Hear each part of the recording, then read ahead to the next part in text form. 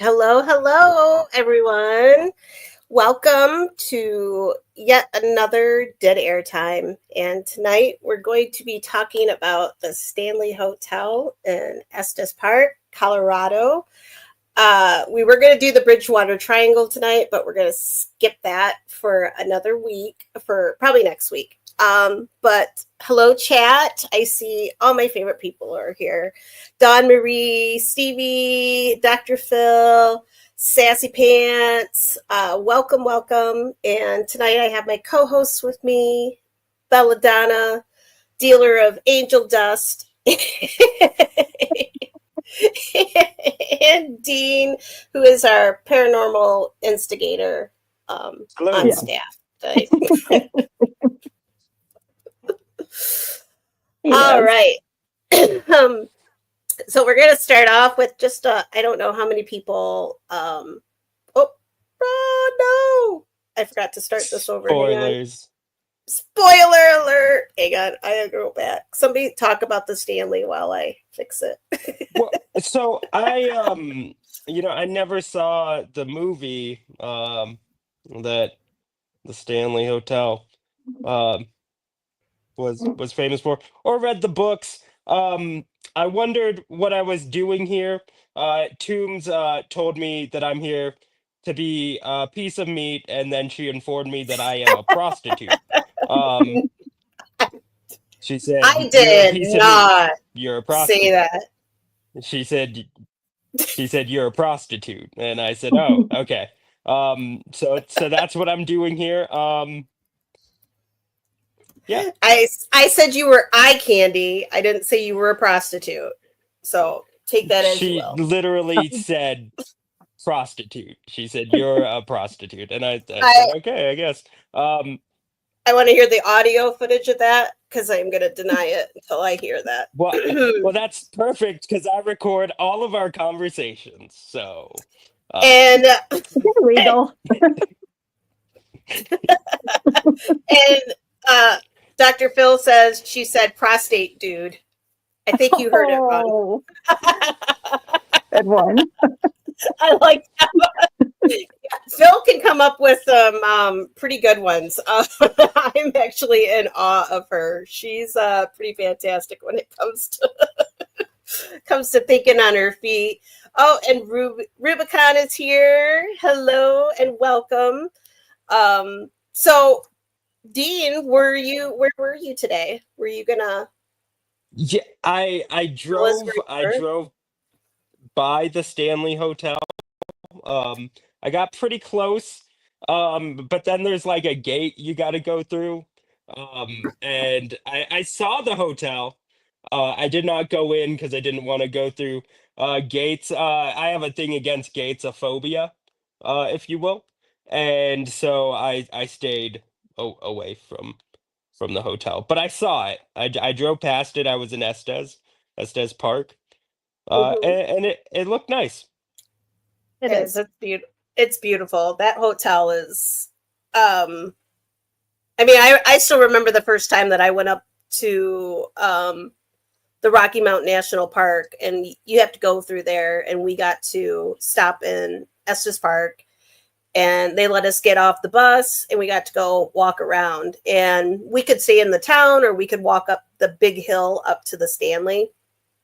And my friend and I just decided, well, we only had an hour, I think, or something there. So we hooked it up that hill. And I remember like almost dying by the time we got up there. But it was well worth it because it was just as cool as I thought it was going to be. I mean, I like old buildings, but I mean, the place has got just this amazing paranormal reputation. And Stephen King kind of helped that quite a bit. So, and Laura, Bella's been there with me. Yes, that was a great trip. One of my favorites. Yeah, that was the first time that I've been able to stay there. I got to visit it twice before, but that was the only time because it is a little expensive to stay there. Wasn't it like it was 400 and something a night?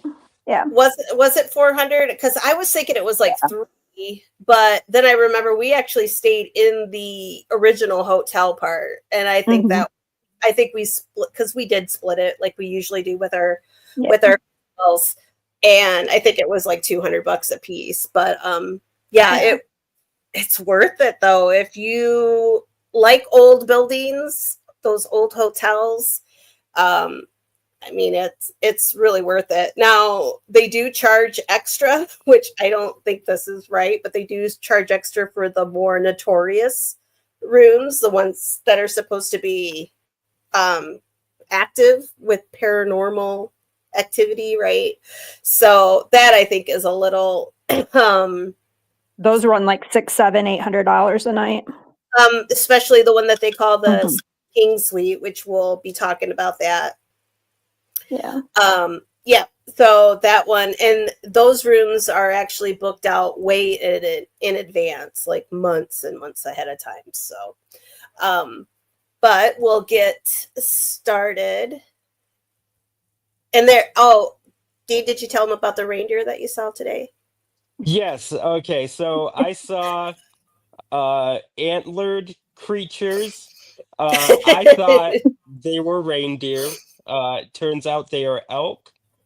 Um, uh, but uh, but elk are deer and they have antlers. So it's an easy mistake. It's an easy No, mistake. they have big, huge antlers, and they're thick and wide. Big, big It's they difference. they have huge racks, huge They do. racks. Huge Yeah, racks. And they're it's a monstrously huge. Oh my goodness. They're like way taller than a person.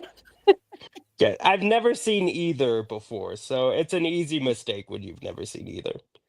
We were You know, driving if up.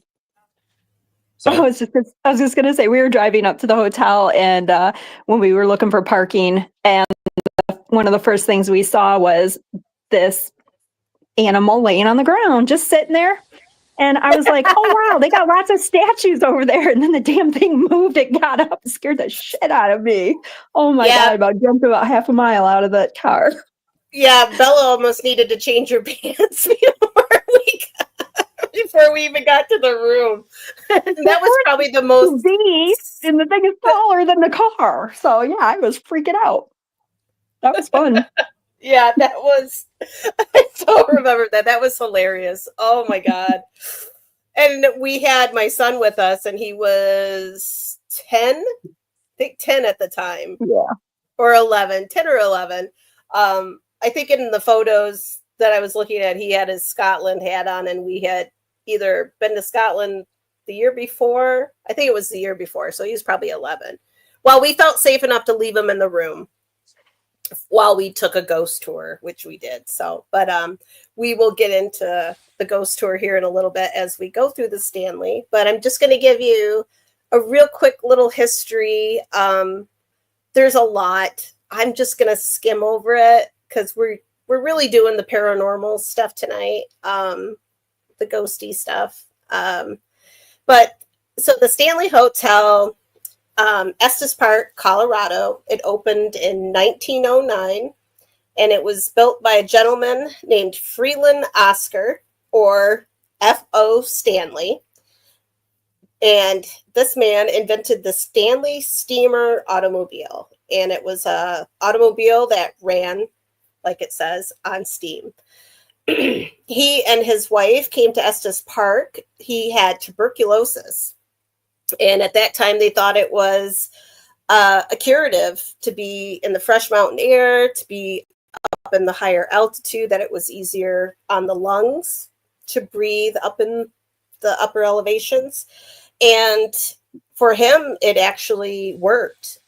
He was feeling better and healthier within months of being up there. And he fell in love with the place. He loved the land, loved the mountains, and he decided that he was going to buy some property, and then he built this grand hotel, and he wanted it to be this just luxurious retreat for all his wealthy friends that lived out east. And he was from Massachusetts, I believe, originally.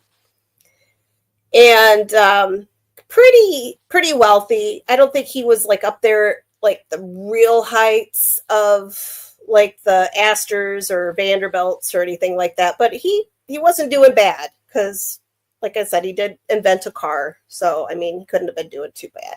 But so he and his wife, this is FO and his wife Flora.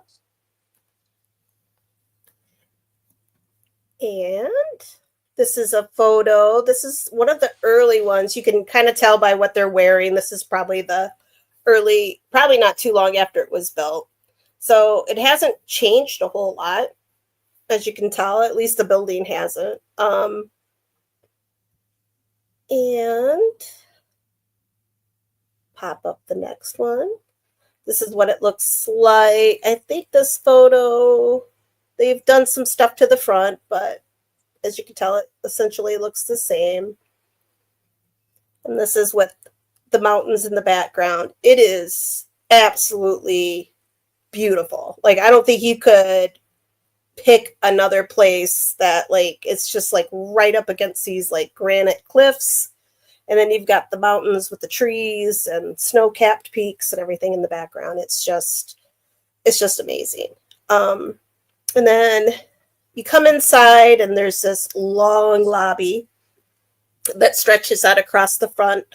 And you have your front desk, that's your reception area. And they still have, you get key cards now, like we did, which I was a little disappointed by. I thought we were going to get one of those old-fashioned ones because they do have them hanging up, but they don't give those out. Those are just for looks, we found out. But you can see here in the photo, they've got like this, they've got a couple of these big fireplaces, and it's just, I mean, it is gorgeous inside. And the bar is, the famous bar is to the left-hand side there. And then you have the grand... And they do have the Stanley steamer car too. Oh yeah, you know that, I don't know if I got a picture of that. Like, I was looking for it, but I should have put one in here, but I didn't. So the Stanley steamer car, I hope this isn't a stupid question. But is there any relation to the Stanley steamer shampooer? I think so. I think it's the same company, wasn't it, Bella? Okay, cool. Yeah, that would make sense because the Stanley steamer carpet cleaner. Yeah. They originated, like, that company is derived from the original Stanleys, I believe. I think that's what they said when we were there. Like, we did a tour. They give you a little history, but I really wasn't. Bella was probably paying more attention than I was to that, but I believe so. Okay, cool. And okay, so this is like when you walk in the front doors, this is the grand staircase. And as you can see, it's pretty grand. Big windows up behind. And this has some reported ghost sightings as well. And here is the bar, which is, well, the bar and then the restaurant is kind of off to the right there. Like, we sat and we had, did we have dinner there? I can't remember, Bella. I know we had lunch. I can't remember if I think we had dinner there too. Yeah. It's pricey. It was really pricey, but it was beautiful. Like, they've got all just like from the like pictures from the movie The Shining, from the guests that have stayed there and everything. It was really cool. And then this is another photo. This is looking down from the grand staircase. So that's the front door. And you can tell it's got that beautiful arched glass up at the top. So it's very pretty. And this is what they call the McGregor room. This, I think they call it the ballroom as well. But they call it the McGregor room now. I'm not sure who they named it after. I don't know where it got its name. But back in the old days, this would have been where they would have probably had their concerts, and they danced all night and all that good stuff. We went to like a magic show, kind of. What is that? What we call it? Bella, was it a magic show or a mind magic show? Whatever they call those things. It was really good though. The guy was on America's Got Talent. I don't think he won it, but he... Was it Chris Angel? No. But that Oh, kind of weird, you not, said mind magic, and I thought mind freak. That was the first thing to yeah, my mind. well, I was trying to avoid saying mind freak because it wasn't Chris Angel. I don't know if he's got a copyright on that, so I didn't want to get in trouble. But it was kind of like that. It's more like righties, they talk a lot. There's not a lot of magic kind of stuff, but it was really cool. We had a lot of fun at it. And then this is what would have been the billiards room back in the day. They would have had billiards, which is pool, fancy way to say it. And then that takes us through the hotel. And then now so guests and staff have long reported strange happenings, the sounds of phantom piano music in the ballroom, laughter and footsteps in empty halls, children's giggles on the fourth floor, and the famously haunted room 217, where Stephen King stayed in 1974. His unsettling night there inspired The Shining, sealing the Stanley's place in supernatural lore. So this is room 217. This is where Stephen King had stayed. At the time he stayed in the hotel, it was pretty much, it was becoming pretty derelict. It hadn't been taken care of in years. It was eyesore. It really didn't have a whole lot of people staying there, not like it does now. And then after he stayed there one night, it was just him and his wife, and I guess just some of the staff were there, and no other guests. So I mean, it seems like they really did have the stage was set for a spooky night, it sounds like, anyway. I think there was a snowstorm or something going on, but okay, so room 217. So the haunted legend behind this room is in 1911, there was a massive gas explosion that nearly destroyed that whole half of the hotel. So if you're looking at the hotel, let me see if I go back here. Boop, boop, boop, boop, boop. It would be this section on the left-hand side. Not the side with the dog, but the opposite side. That whole section pretty much was right. Didn't they, Bella? I think it took it down like to the first floor or something like that. So it was pretty massive what happened to it. Like if you think about how big that is, that was a pretty good explosion. And what happened, they had a maid that was working there, and she went in to tidy up the room. And the maid's name was Elizabeth Wilson. And she had walked into the room with a candle, because back in those days, they had the gas, but you had to light the wick with a candle, I believe. So she was walking in with the room. She opened the door, open flame, gas in the room, and boom, everything went. She did not die. She was thrown like across the room in the blast, and basically all I could find that what happened to her was she broke an ankle and I think a wrist. It was kind of hard because some sources said that she was really messed up. But I found one on just her, and it was like an ankle and a wrist, which I think she got pretty darn lucky. And this is the room. Well, she would have had to have been pretty burned, though, you would think. No, she didn't have any burns. No, said no burns. That is crazy. Yeah, the biggest thing she had was the ankle. Okay. Yeah. So I was just like, damn, that's pretty shocking. So she was lucky, and there was nobody, for whatever reason. I think I remember this on the tour that we took to. Somehow that day, nobody else was in those rooms. There was no guests in the room, and all the staff was busy elsewhere. So it could have been really bad. But Miss Wilson was the only one that had any injuries at all. So nothing horrible happened on that day with that explosion. But now Elizabeth, she remained working there, and apparently she talked about this experience a lot her whole life, right up till she died. And I think she died relatively old. And I couldn't find like exactly how old she was when I looked it up, but she lived into the 1950s, so I think that's pretty old.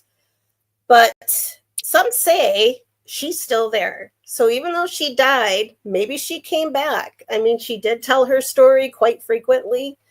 So maybe she just misses it and doesn't want to leave. But what guests report from this room, their belongings get mysteriously unpacked, the lights flicker on and off, and even the sensation of someone tucking them into bed.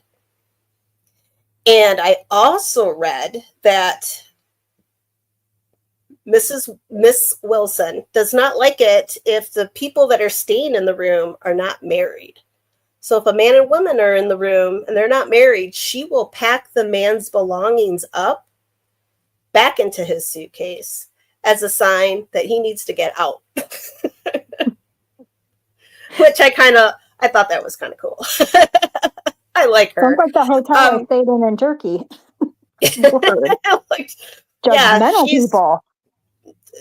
That's Miss Wilson here. She's just like, she doesn't like that. And that is just something that they say too at the front desk, I guess. I went through the Reddits, and a lot of them, that was a pretty common thing that they said, like, oh, well, you're not married, and she doesn't like that. So that seems to be kind of a common thread with Miss Wilson, that she would prefer only married couples stay in the room.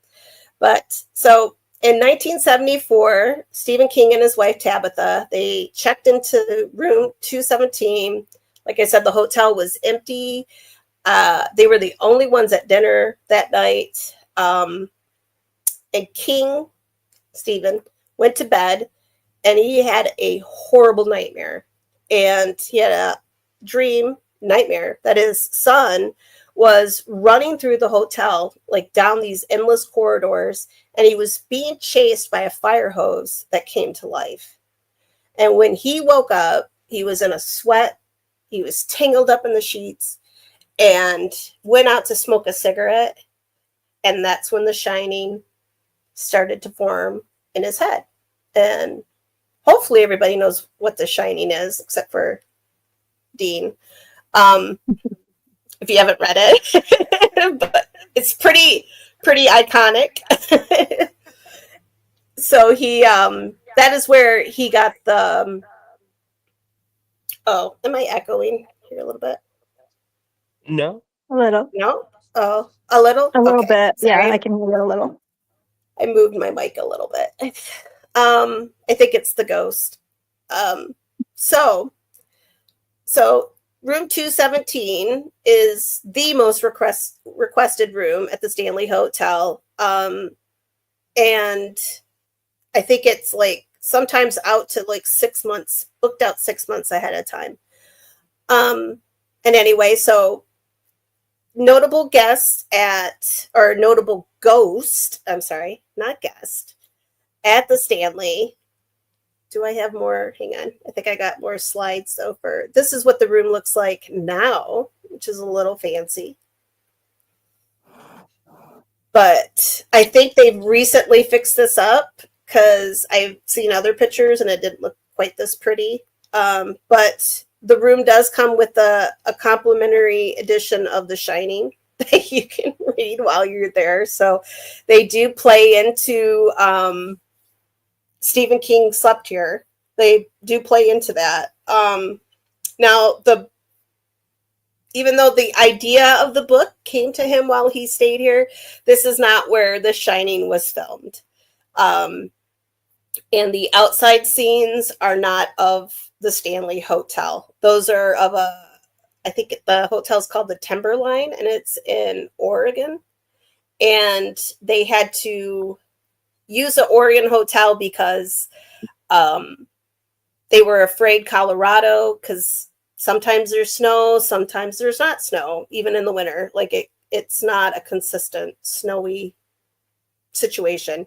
But Oregon, they knew there was going to be snow, so they used this other hotel instead. So that's the one you actually see when you watch the Jack Nicholson movie, not the Stanley, but this is where the seed was sown, I guess you could say.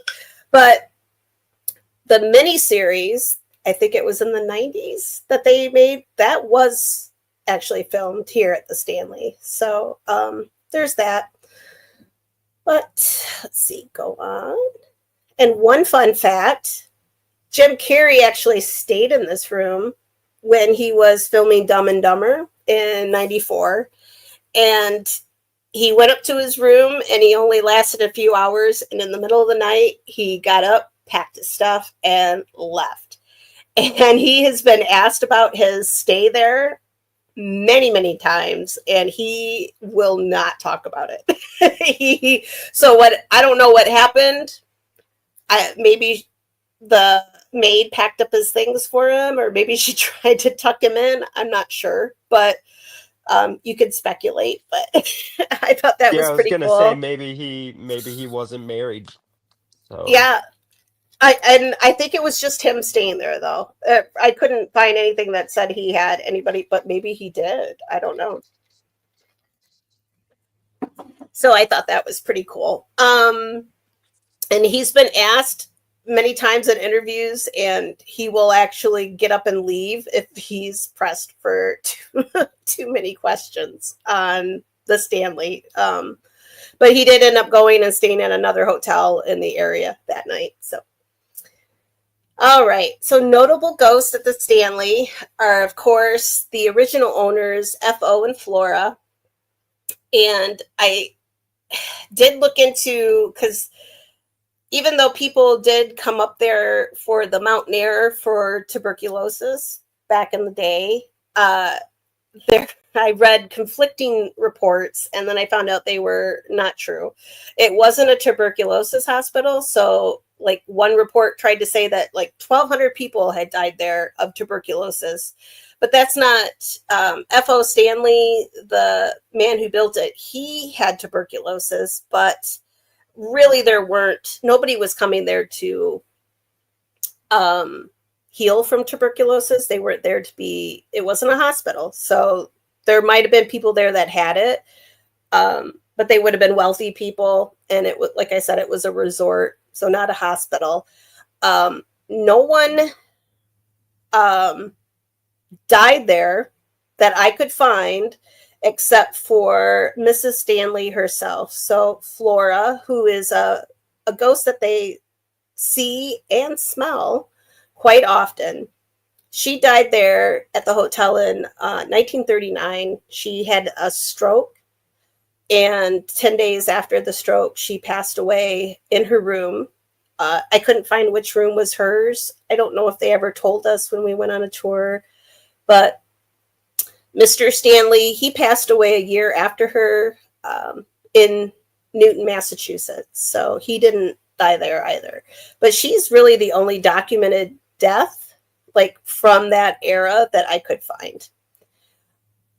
And let's see, other ghost, Elizabeth Wilson, who's the maid that we just spoke about. And there are two girls in white dresses, similar to the twins that are in The Shining in the book and in the movie. And they're frequently seen either somewhere on the stairs or on the fourth floor, which is where they're said to run around and play, and people will hear giggles and the sound of footsteps like running up and down the hallways. And another individual is a man called Lord Dunraven, and he was an English aristocrat that actually owned the property before Mr. Stanley bought it. And he didn't die there that I found. I think he died in Britain, but supposedly people still see him kind of lurking around. And then there is a torso man, is just what I called him. And he's seen in the billiard room, and all you ever see of him is just from his waist up. So that's why I called him Torso Man. And I think there's supposedly a little blonde-haired boy. I couldn't find. We were told about him on the ghost tour, but I couldn't find anything on him. So I don't know if that was something that they made up or not. But Mr. Stanley, he is supposed to help lost children that have lost their parents. He's supposed to help them find their way back to them. So kids will say, oh, this nice old man helped me. And they point to his picture or whatever and say that that's who helped them find their way back. And Mrs. Stanley, she is said to haunt the music room, and they will hear piano music playing at night. And there's no one playing the piano, but they will hear the piano music. And some people have said they've seen a woman sitting at the piano. And when she disappears, they say the scent of her rose perfume lingers in the air. All right. And so other haunted rooms other than the Stephen King rooms is pretty much the entire fourth floor hallways, like all of them, I guess. But rooms on that floor include 401, 407, 418, and 428. All right. And next. And these photos are from when Bella and I went to the Stanley. Are you guys still with me? Are you sleeping yet? Yeah, I'm here. Listening patiently. I'll just flip through these real quick. These are just when we got there. We just walked around and we took photos. And it's just really pretty. You can see the mountains. Oh, Zen's garden was kind of cool. Yeah, it was beautiful. And I still don't. I think they planted a boxhead maze, like yes, that they show in The Shining, but it wasn't quite a maze. It was small. Yeah, it was small. So it's not like the one in The Shining in the movie, but I guess eventually it will be. So it just takes time to grow, I guess. But I don't know if it's still there, if it's still growing. I'd like to go back and see. But this is from our window. So we were on the third floor, and we were in 328. Were we, Laura? I don't know. Bella? I think so. I kept my key card. I did too, and I looked for it, and it's in a book here somewhere, and I don't know where it is. But this is the ballroom where we... Whoop, go ahead. Oh, I was gonna say, wouldn't it be cool to get the key card signed by Stephen King? That would be... That's my plan. That's my plan. It's actually in the copy of the Shining that I have. That's where it is, and it's in a box here somewhere. But like I'm ever gonna meet him, but well, you should carry it on your person because you never know when you might just run into Stephen King. Yeah, I mean, he could be coming here to hang out in Michigan, or I could just start stalking him in Maine because that's where he lives. Exactly. That's the right answer. Yes. Yeah. Yes, that's what I'll do. So this is from the magic show that we went to. There's a creepy damn little doll, and I kept expecting that thing. I don't think she just sat there the whole time. I thought she was going to jump off, come flying out at us. Like, everybody's watching that doll. Nothing happened. I hate dolls. Nope, I hate dolls. They are the creepiest thing ever. My great-grandparents had them. Yep, nope. I can't be near them. She's one of those creepy ones. Like, she was... I swear to God, I was just, like, watching her the whole time. I don't even know what else happened in the entire show.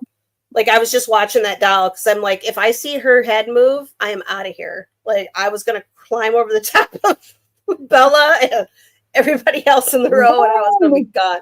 I don't do dolls, but it was still pretty cool. She just sat there, and I think she had a name, and I can't remember, but yeah. But it was a really good show. But that's the ballroom. And then we went on our ghost tour, which was really cool.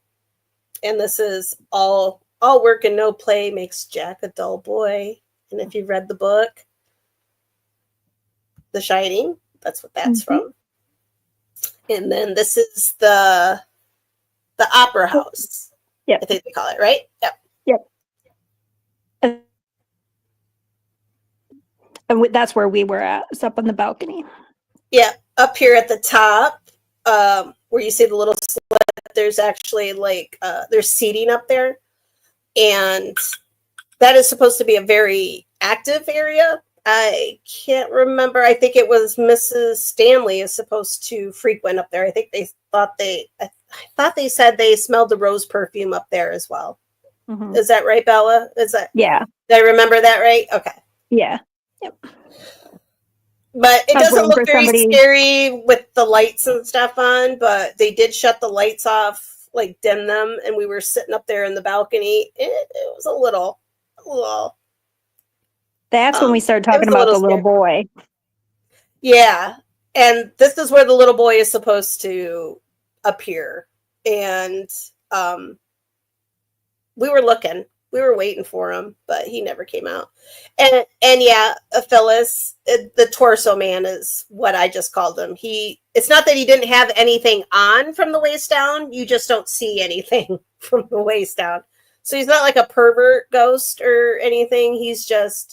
There's just nothing there. It just disappears from the waist down. So yeah, pretty much a useless man, or useless ghost anyway. And the little boy wanders too. That was the other thing about the little boy, is he wanders around the entire estate. So he goes from the opera house to the hotel, and I think there was one other place he goes, but he never stayed in one spot. He was a little restless. I can't remember where else they said he went. I tried to find a script, like a script or something that they went by or something, but I couldn't find one. Mm-hmm. And I tried. I did do a lot of research on this, and I just couldn't.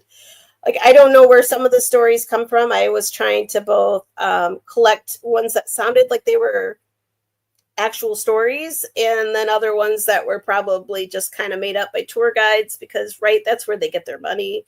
They want ghost stories. But this is the outside of the opera house, and I kept turning around and taking a photo of it because I felt like somebody was Bella and I usually hang back in the group. We're usually behind everybody, and we did have these two drunk guys on the tour with us that were obnoxious, and they reeked so bad of alcohol. It reeked. Bad. They smelled so bad. Like, one of them they turned the lights off in the basement of the opera house, and it just it was disgusting. It was bad. They were drunk. But I just kept feeling like there was somebody behind us. I don't know why. And I snapped a couple pictures. I mean, it looked pretty all lit up. I didn't see anything. I thought somebody was looking out that little window there at me, but it could have actually been somebody in there. So, but they take you down in the basement, and supposedly this is a photo of the haunted mirror, and they turn off the lights. And this is where I said we were. So this is one photo is with I think somebody had just taken a photo and there was a flash, and I took a photo, and then the other one was one that I took without a flash on. So, but supposedly you see, I can't remember if it was a man or a woman, but you're supposed to see somebody in the reflection. I didn't see anything. Bella, did you see anything? No, I think it was a guy, because in one of the rooms, the door would slam shut, and he was really aggressive. Like, he was really kind of somebody that they said you need to avoid. Yes. There was somebody who they said unalived himself, right? Yeah. One of the actors that worked there had unalived himself. And Sassy's asking, these are the guys. You're probably thinking the guys from the Winchester. They're actually the guys from here. They're from the Stanley, not from the Winchester house. I don't think I went on any drunk tours at the Winchester house. they were all pretty, those were all during the day. So, but anyway, yeah, this is the room. There was an actor that was there, and I guess I can't remember. I think he overdosed or something. Yeah, I don't remember the like story along behind it. those lines. I found some references to it. I don't know if it actually happened or if that's just something that they just spin, but I could see it happening. I mean, hotels, people die in regular hotels, so I wouldn't be shocked if people died here too. But they do shut the lights off and you're all standing there together, and it's creepy. But, and again, here's some more photos from the outside. This is behind another photo of the Opera House, and then this big building. This isn't the Stanley, but this is what they called the Lodge. And back in the day, that's where, so men and women didn't sleep. Single men didn't sleep in the same part of the hotel that the married couples and the single ladies did. So this would have been pretty much like the bachelor quarters. And it's identical. It's just on a smaller scale than the full-size hotel. But it's really pretty too. And this is the music room where Mrs. Stanley is supposed to play the piano, and that's her piano. They leave that light on, which I would shut the light off if they want to get ghosty pictures of her, but they leave it on. The 2 times that I went there before, they did not have that roped off. You could actually sit there at the piano. Like, I have a photo of my friend sitting there. I cannot find it anywhere. They're probably on my old laptop or something, but there it is up close. So this is the one that supposedly plays by itself at night. People have heard it. People have seen Mrs. Stanley, or who they claim to be Mrs. Stanley, sitting there at the piano. And this is the basement, which I don't know how anybody else feels about basements. They're always creepy. And this one especially, it's so tight down there. It was really hard to get photos of just how, like, I don't know, in Michigan here, we have what we call Michigan basements, and it's like dirt floors, and the walls are kind of just like, they're just unfinished. But this is really unfinished. Like, you can see up above, like, there's piping, so like all the water lines and everything, but you can actually see in the side, like, that's the side of the granite hills that are on the back side of the hotel. So, and that is hard packed dirt underneath it, and only part of it's paved. Like, I guess it's paved, like there's concrete or whatever down, but, and then there's a big old Stanley Hotel that was like the safe from back in the day. But, and they always, I think one of the reasons they say that perhaps that the Stanley is so active and so haunted is that this is quartz, which I lived in just outside of Colorado Springs, and our property was just loaded with, I mean, quartz everywhere. And there's also a spring that runs, I think, like adjacent to the hotel. So you've got water, you've got quartz. I think there's limestone as well. Am I right, Bella? Or yeah. Oh, they said limestone, which is also supposed to be another conductor of paranormal activity. Which, I don't know, it does seem to be some of these places. It does kind of, there's another hotel, I think it's in New Hampshire, called Mount Washington. And it looks a lot like the Stanley Hotel. Like, it's kind of built in that same style. And they have a lot of activity too. And it's got the same, I believe it's limestone and quartz mountain. So, and let's see the next. So after the tour, I'll get to the drunk part of it here in a little bit. I'm going to finish with that story. But so Bella and I just decided, we went up to the 4th floor. We were staying on the 3rd floor, and we went up to the 4th floor. We just walked around. This stairs. Yeah, everybody did. Everybody, I think they're used to that. But you're just really quiet when you're doing it. Just be respectful if you do go there, but do it. Just go.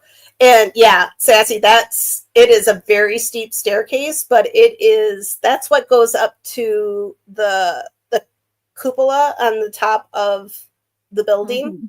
that where the spire and everything is. And I think, if I remember correctly, I watched an episode of Ghost Hunters, and the people that worked there used to go up and sign their names like on the rafters and things up there, and that like, they would sign their name and put the date or whatever. So but of course you can't go up there because it's locked up, but those are the stairs that go up there.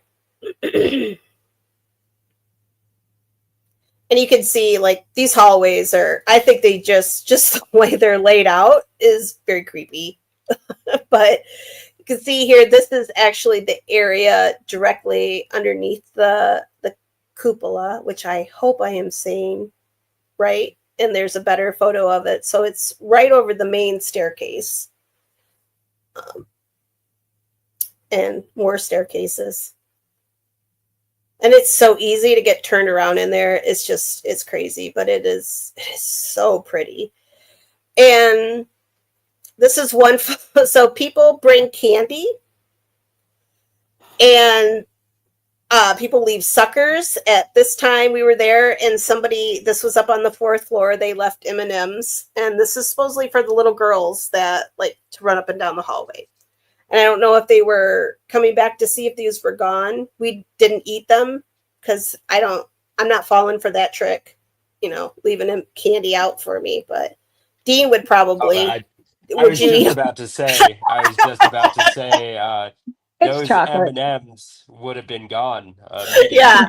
Um, Like I looked at them and I was like, and I looked at Bella and I was like, oh, they're M&Ms. She's like, don't do it. And I'm like, oh, will I be haunted? Like, what are you Be gonna get chased rid of them? down. You stole Yeah. my M&Ms.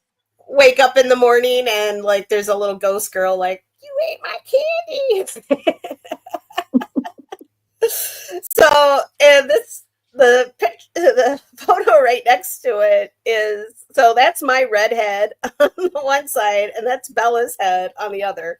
And they told us to go up to the 4th floor, and there's this mirror, and you're supposed to take a photo in it.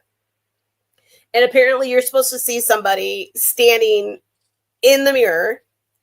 And we didn't see anyone standing in the mirror, but of all the photos I took, I didn't catch anything weird. I don't think Bella did either.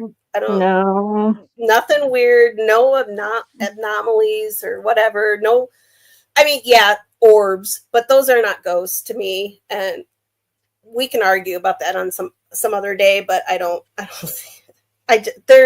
most orbs are probably insects, water droplets, dust. That's what I think the majority of them are. That is not proof of haunting for me. So, but if you kind of look in the center, where Bella's ear is here on the right hand side, and my big poofy red hair right here on the other, like right between there is a spot where what is that, like an end table or something, like a hallway table?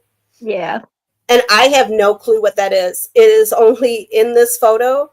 It wasn't on the glass. So this is not a photo taken in see, the mirror is behind us. So I just took this over our shoulder. So this isn't a spot like on the glass. It wasn't any other photos. Oh my God. Sassy, do not say you see an orb. What is this? It's not really an orb. It's more like just it looks more like light. It looks like a smudge. Well, you can see the reflection of the lights up above, but it's a weird blip that it's not in any of the other photos because we took like 6-7 of them just like this. Like I just did a burst shot. This is the only one that's there. So, I mean, I could have put all 7 of them here, but it's boring. There was nothing in them. But like, I'm not saying this is a ghost. I'm not saying it isn't either, but it looks really cool. So, but that was it. That was I don't know what the next slide is. Oh, and then I did want to, this one here is of the billiard room again. And then I wanted to show, this is Bella on the grand staircase. And this is where they say they frequently see an apparition of a woman standing up at the top of the staircase. And I just put this in here because I want you to look at the photo of her, and when the light is coming through those big windows, and when you're down below and you're taking a photo, like just the smallest little movement of your hand on your camera, I mean, you can see through her. She kind of looks like she could be a ghost. So here's a question. How do we know Bella's not a ghost? Have you ever even asked if Bella's a ghost? Bella, are you a ghost? No, unfortunately, I'm not. I would like to be. It would make my life a lot easier right now, but no. I truly exist. Yeah, I feel like a ghost would say that, though. So I'm not convinced, personally. Well, I have surgery on Thursday, so I think that Dr. Bill says I'm not. Well, I will wait to see the proof. If you my doctor's bill. If you can provide said bill, I will take back my comment previously. But until then, no, I'm joking. Oh, I thought you meant Dr. Bill, like Dr. William. You mean the Dr. Bill. Oh my God. Doctor's bill. Got lost. Yeah, okay, gotcha. But so I just threw this in there because it does look like it does look really cool. How that, like, you can see you can see the window through her. It's kind of neat how that turned out. But it does look and then really the next cool. And now this one, this is not my photo. I stole this from USA Today, who stole it from somebody else. But this gentleman took this photo. This is the same place where Bella is standing. That's why I put that photo in there, because I kind of wanted you to see the comparison. This is supposedly Flora Stanley at the top of the stairs. I don't know. I'll let you guys. Like I said, I'm speaking from tons of experience with female mannequins. That is obviously a female mannequin. It looks like a mannequin to me as well. Yeah, before anybody thinks I have weird experience with female mannequins, it's not weird. It's all just sexual. It's all just very plain sexual stuff. So attracted to you naturally. It's not weird. It's not weird at all. Yeah, it's just sexual. It's not. Yeah. Yeah. No. Yeah. Yeah, it is. We're doing our next ghost hunting experience with Dean. I gotta see this. I want proof. So if you look, I don't know. I'll leave it up to you guys. You guys can think what you want. To me, it just the way she's standing looks very stiff. Like, I don't know. It looks hokey to me, but people are sold on this that think it's a ghost. But I mean, she doesn't even look see-through. So, yeah. But that's one photo floating around out there that I quickly grabbed to show you guys. And that's where Bella was standing on the stairs too. And this is the ghost boy. So now I can tell you the drunk story. I think I already told this once before, but we're going to tell it again because it is really funny and I love it. But we were, so we're on the ghost tour. Like I said, we had those drunk guys. They were really, really, really drunk. And we heard about the little blonde boy that likes to move around on the property and in the opera house. And we get out, and these guys are, I think they brought drinks on the tour. Oh, yeah. They had living it up. They had one in each hand. So they were two fists. They were double fisting it. Yeah. So they had 4 drinks between them. So they were sloshed really good. By the end, and I think they were trying to get to the bar before it closed too, if I remember correctly. So we come out of the opera house. We're all walking past the the lodge, which is the bachelor quarters. And this is right there between, this is the main part of the hotel that you're looking up at, and it's the 3rd floor. Up above it would be the 4th, where you see the little dormer windows. And Bella and I are sitting there like, we're just talking, and I think the tour guide was telling us about another ghost or something, and we were already tuned out because we were really upset with these 2 drunk guys. And all of a sudden, one of them screamed out and was like, "There's a ghost!" And he's pointing up at the window. Well, that's my kid in the window, because that's our room. And he's texting down to me like, "Mom, are you done with the tour yet?" And I'm like, "Get out of the window." I said, "You're going to freak people out." And then one of the drunk guys was like, and you know what? It got rid of them because they got the hell out of there. And we didn't have to worry about them the rest of, like, there was still the inside, like they took us into the music room and the billiards room after this. So it was pretty funny. Your exact words were, "He's my ghost." That's my ghost. That's my ghost. And it was so cute because he was standing there, and I think he hurt because the window was cracked. And he hurt the guy, and he backed off from the window. He thought he was in trouble. And he's like, "Mom," and I'm like, "It's okay, honey. Those are drunk people." But I real quick took a photo of it because, like, and then everybody was like snapping pictures, and I was just like, "No, that's not a ghost, guy. That's my creepy kid." And he was a towhead. I mean, he's got dishwater blonde hair, but in the photo, like at that time, he had a little bit blonder of hair, but it was pretty dang cute. But we got rid of the drunk guys. It was great because they probably crapped their pants, I think. So it was awesome. And yeah, Sassy, I should have brought a big wheel for him to ride around in the hallways. I thought that was great. Although I think it probably would have ended up being me and you riding around in the hallway because I would have. I would have done it. Oh, I would have too. I would have done it.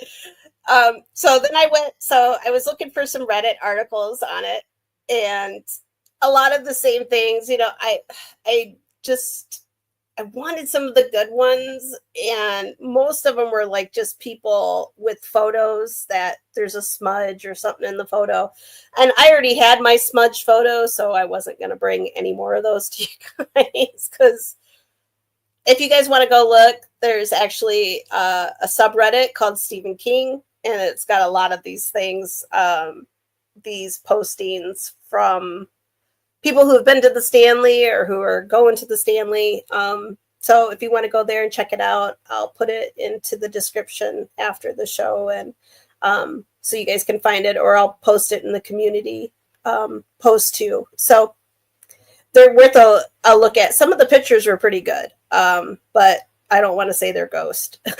So this lady, she stayed there last summer, and she got some really cool EVPs. And if you guys don't know what EVPs, it's electronic voice phenomenon. So it's when you supposedly catch a ghost voice on a recording device of some nature. And I looked for her EVPs. She didn't have any of those on there, and I was kind of hoping to. But she woke up, and someone was holding onto her foot, and she said she couldn't wait to go back. And one of the people, I just thought it was funny. They thought she's pulling their leg, but she's like, I think he's pulling our leg, which seemed kind of funny. But I thought that was same room. I thought that was the same room as the maid. The maid, that was 217. I don't know. Did she say? No, she doesn't say that she stayed in the Stephen King room, but yeah. I mean, she could have stayed in one of the other. I mean, we stayed in a regular room, and I had an experience when we first got there. We saw the blonde boy. Yep. But anyway, this lady, she's like, she didn't see anyone, but could feel the pressure of a hand around her foot. She jolted up and it was gone. And she lied to her 21-year-old daughter about what happened so she could go back to sleep.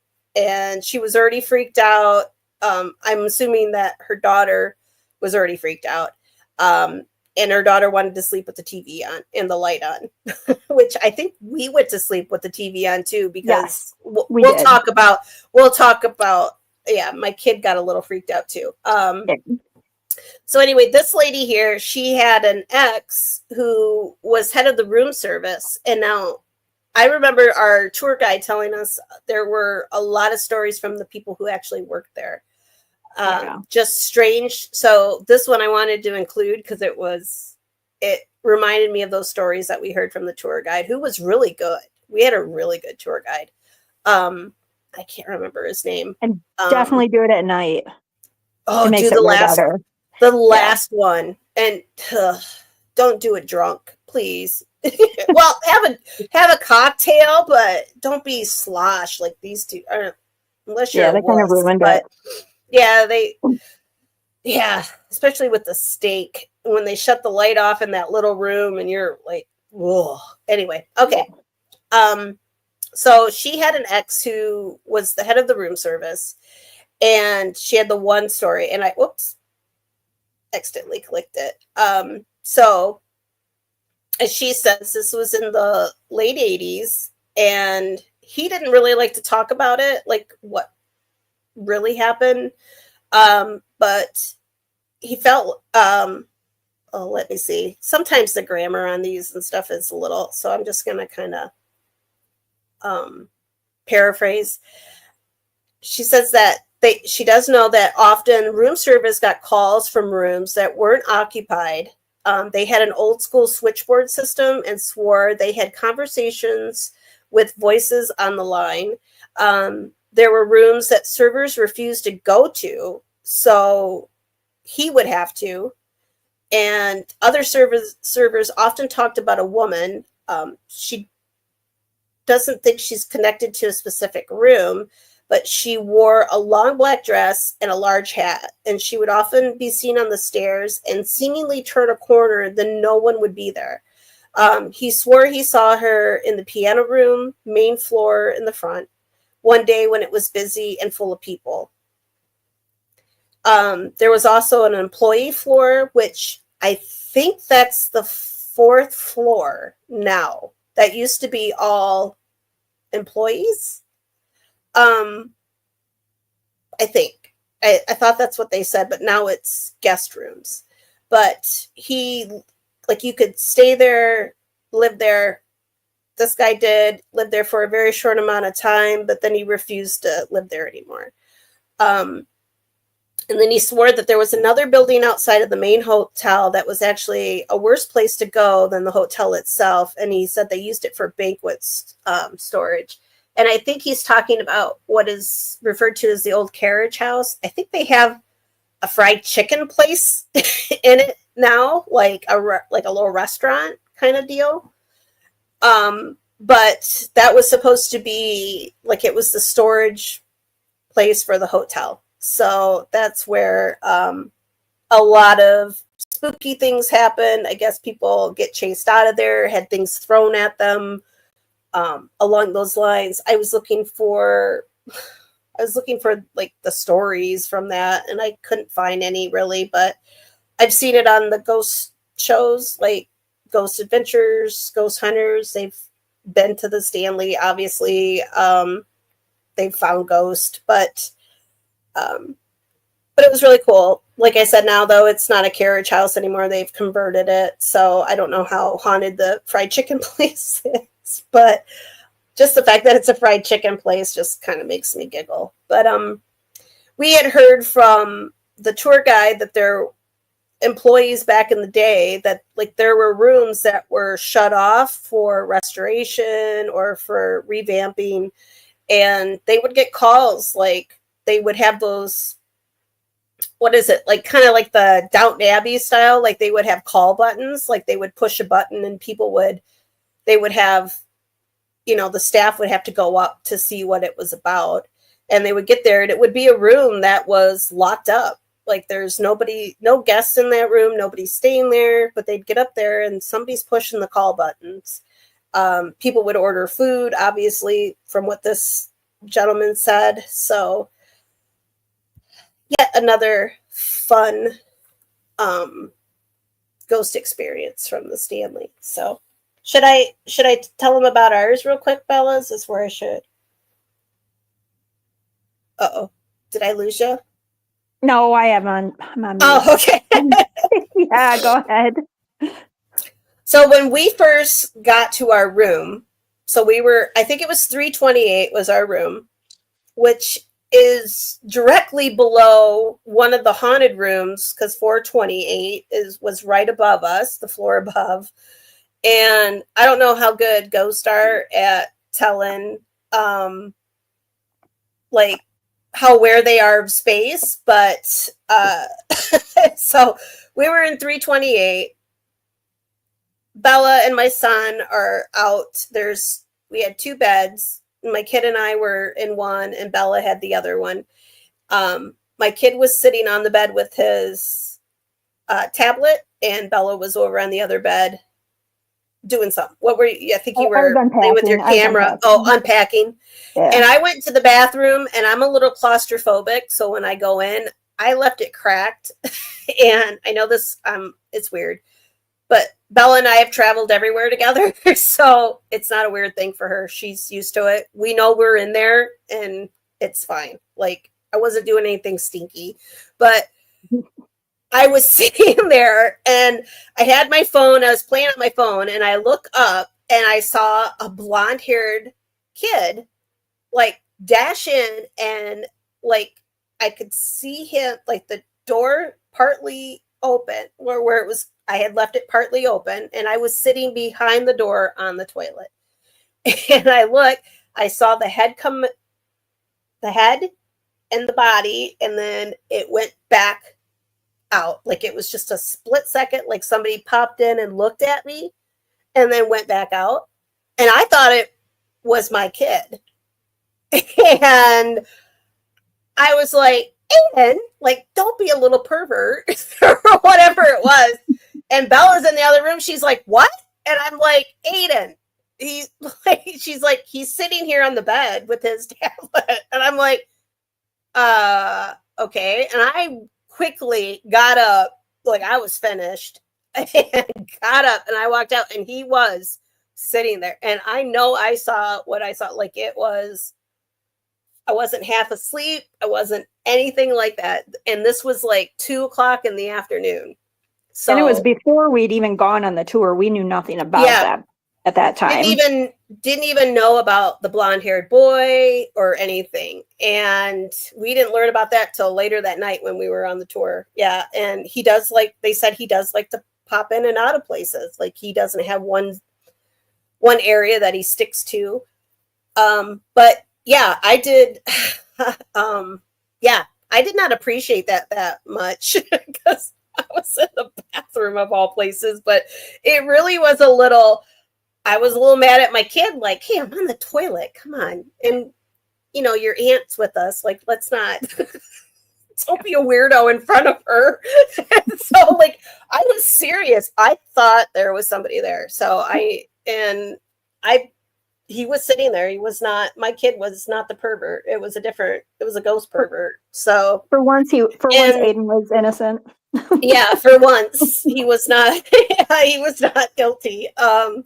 And then later that night too, Sassy, I didn't close the door. I immediately took care of myself and and I was standing out there, like we were just standing there looking at each other like, I can't believe what I just saw. Like it's 2:00 in the afternoon. How are we seeing this weird stuff already? And like we fully expected to start seeing crap all over the place, right? Like, and then the rest of except for later that night, my son said he heard tapping from the armoire.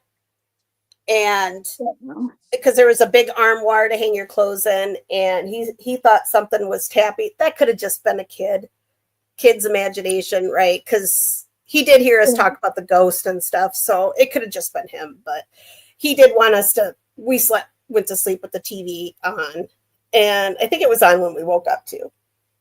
Yeah. And Rubicon is still back at the fried chicken shack. I don't think it was fried chicken. I think there was a restaurant there when we were there too, because I remember looking for the carriage house, and I think they said it was being converted at the time we were there. Yeah. Which was like, Yeah, because there's not yeah. a lot there. They There's were like a working. grocery store and train station and a few restaurants, and that's about it. Yeah, it's a pretty cool. They've got a lot of stuff there. Like It's a cute little town.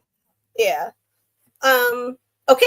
And I think that was it for. Did you have anything, Bella, with the ghosts? Did you see anything? I can't remember. No, it was mostly Well, that. It was really creepy though down in the basement. Like you could sense stuff was down there, but you couldn't really. There was a lot of people in the tour, so I think that was kind of a deterrent for anybody. Yeah, I didn't like that. I don't like caves. And that was like a cave down there, and there were so many people. I think that's another reason I didn't take a whole lot of pictures. I was like, I'm gonna get the hell out of here. I was terrified. And it was super dark, so it was hard to get a good shot. Yeah, and it was tight. Like even with the people, like we kept hanging back to try to get photos, and it just it just wasn't working. Even without the people in there, it was real tight down there. So and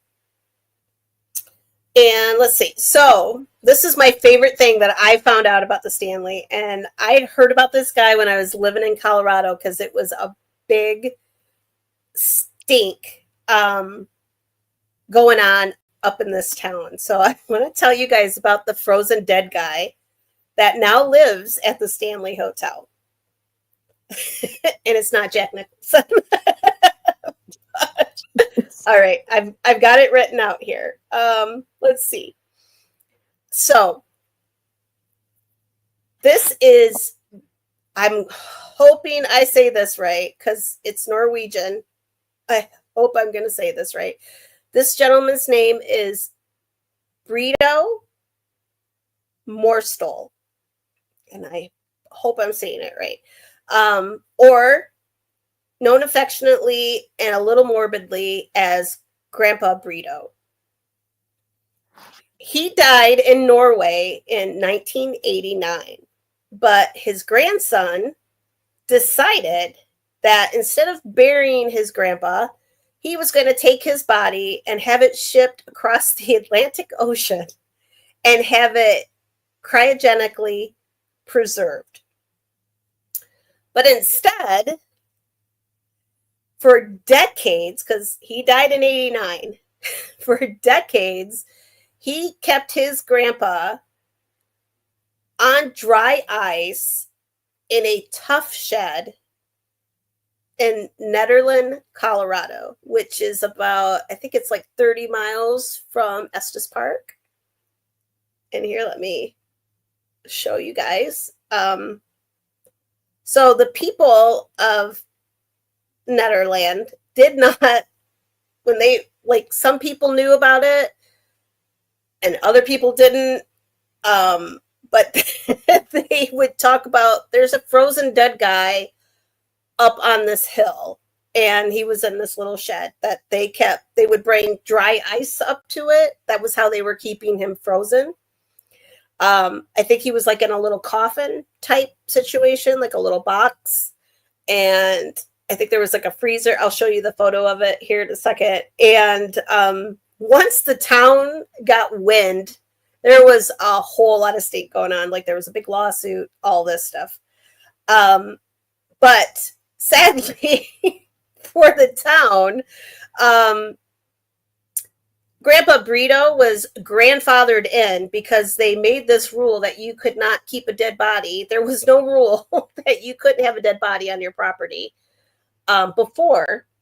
So when they made the law, it was too late because Grandpa BREDO was already grandfathered in because he was already there. So he preceded the law. So they made the law and it didn't change anything until 2023. Grandpa BREDO got to move. And show you. This is where he was. And this is the tough shed. So it's like a little garden shed that he was being stored in.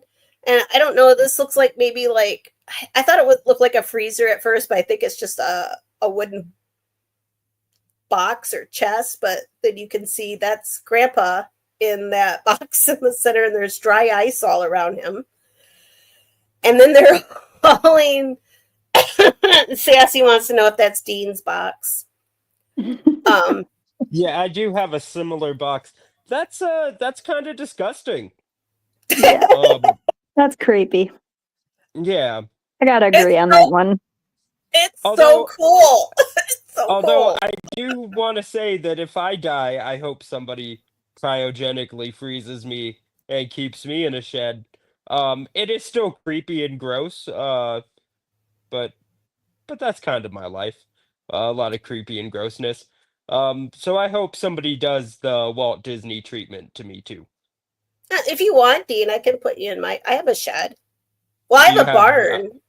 Do you have a lot of dry ice? I mean, I could get some. I think Walmart sells dry ice, don't they? Like, we'll ask this guy. We'll ask him Okay. how much ice he needed, and see if it's doable. It's that I read that they were going up like every 2 weeks. Like different people were going up there to keep Grandpa frozen, like every 2 weeks. So the dry ice must have I mean, it is Colorado though, so it probably stays longer. Michigan, it might be a little harder, especially in the summertime, but we'll see what we can do. We'll see what we can do for you, Dean. You better not let me melt.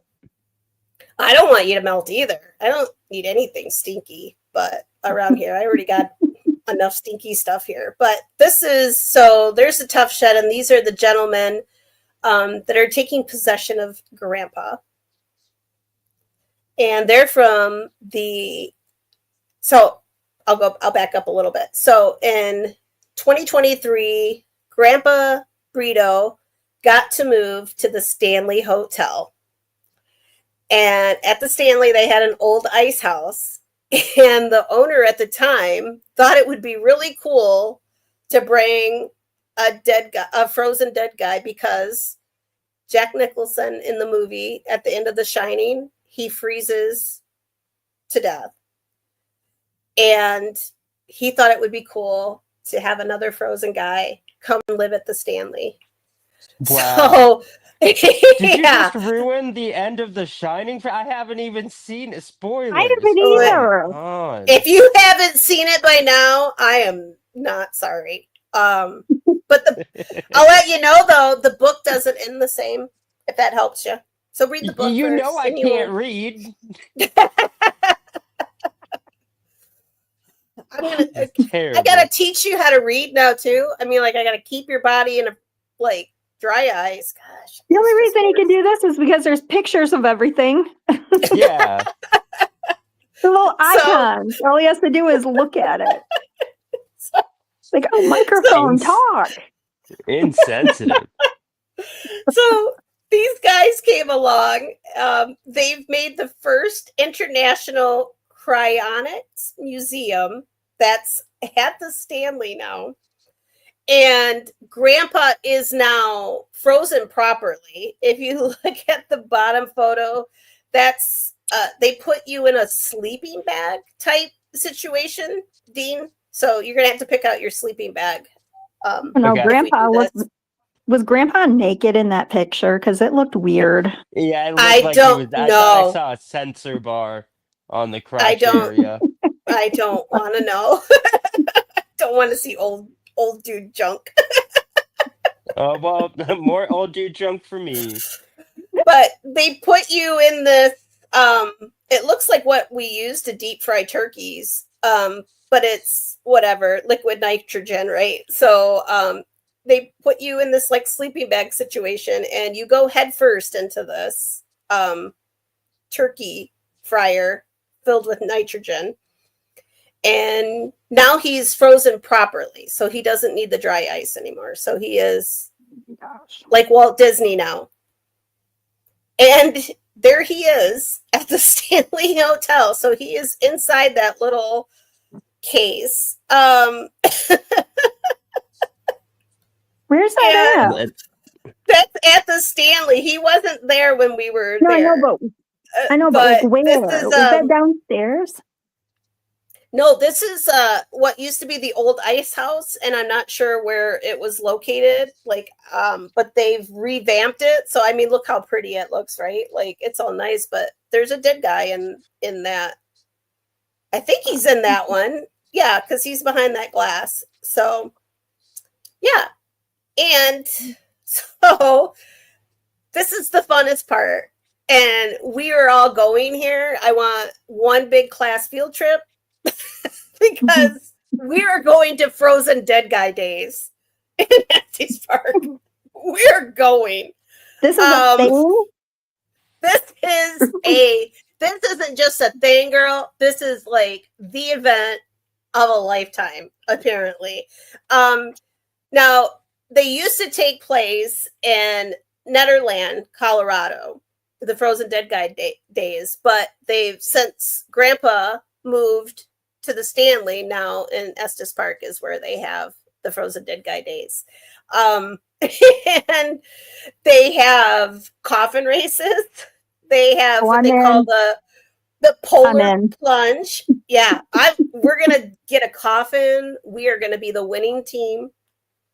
It's just gonna be so it's like awesome. bobsled races, but with Yeah. coffins. Yeah. And over there too, so that'd be blast. This is the coffin races. So you've got, I think there's like four people holding like two like pallbearers. So there's two on either side, and then there's somebody. See, I'm gonna be in the coffin. I mean, I think I wanted it on wheels. No, they have to carry it, and I think there's like an obstacle course, and like it's real. I want to go. Was the goal to not spill the dead body?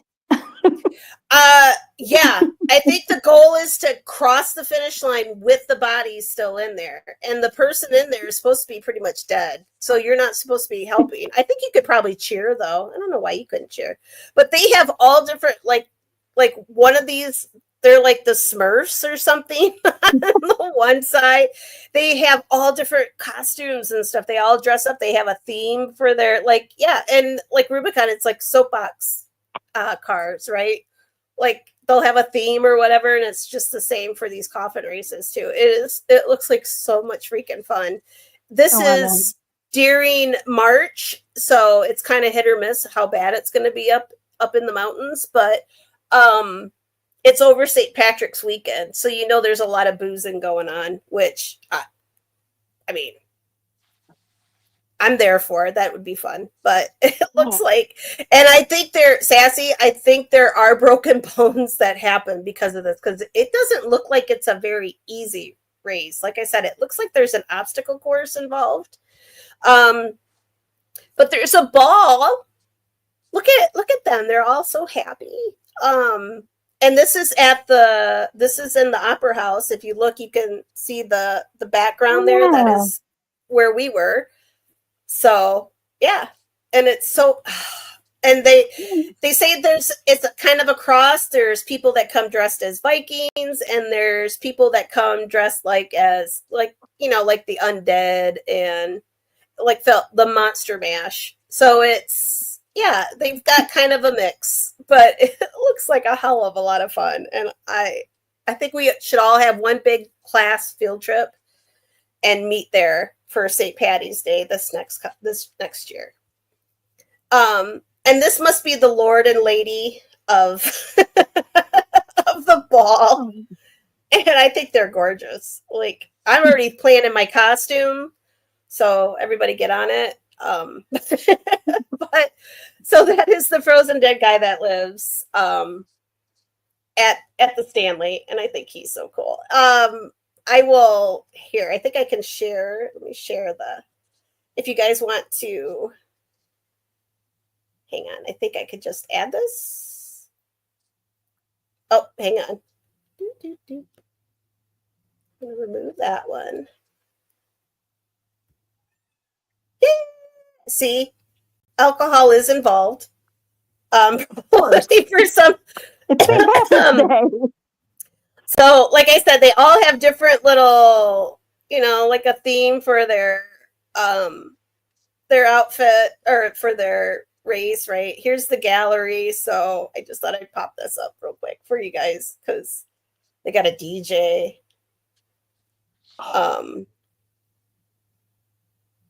Oh, look at that. Peanuts. I think those are peanuts, but they have a parade.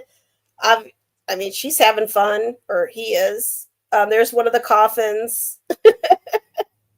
Lord and Lady. I'm not sure what they are. The one guy looks like the mushroom dude from Mario Bros. Is it? I was wondering, is that Toad? Or Yeah, is it a Toad? Yeah, Toad. Yes.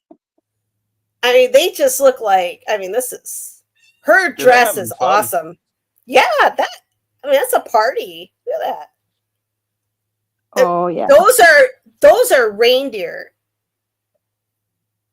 Guys, I didn't even know that was going to be there, but now you know the difference. Oh, that looks like a moose or an elk in the back of that second one. Oh my gosh. The name of their coffin is Tomb Shrooms.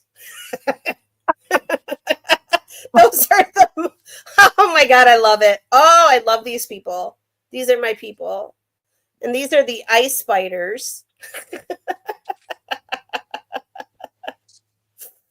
Oh, bacon and eggs, the breakfast guys, Beetlejuice. But I mean, it looks like a lot of fun. So, there's Mario. Oh yeah, Luigi, the whole crew. Ooh, now that Dean, you could wear that. Get you some which thing?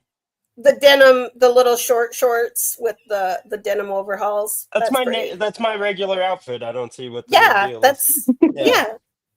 I could see it. I don't even think he's got underwear on underneath there. There's a whole lot of I have a denim Speedo that I wear on the regular, so that's denim shorts are nothing. That's hot. I know. How do I go back here? Okay. Let's see. I thought there was a date for. I'll have to look. I'll post the date for it when I find. Oh, here it is. Nope, that's 2025. So it's a little early yet. They might not announce it until January.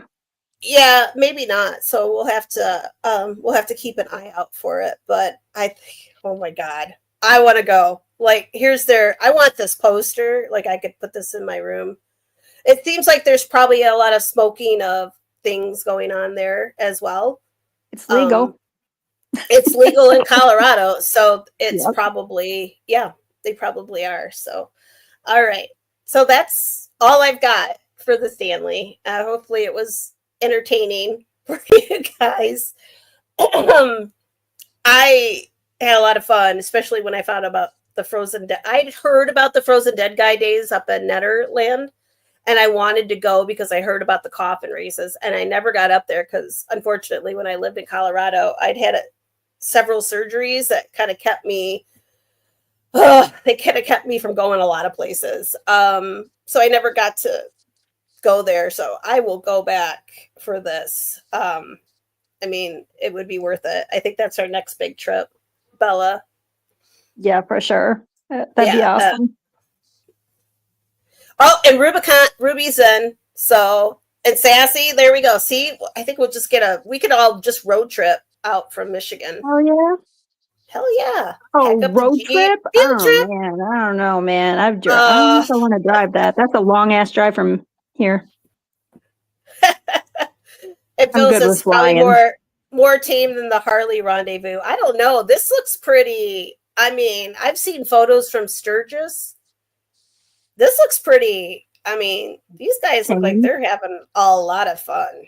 I'm down for it. If everybody else is, I'm I'm game. I'll go. I'll go by myself. I don't care.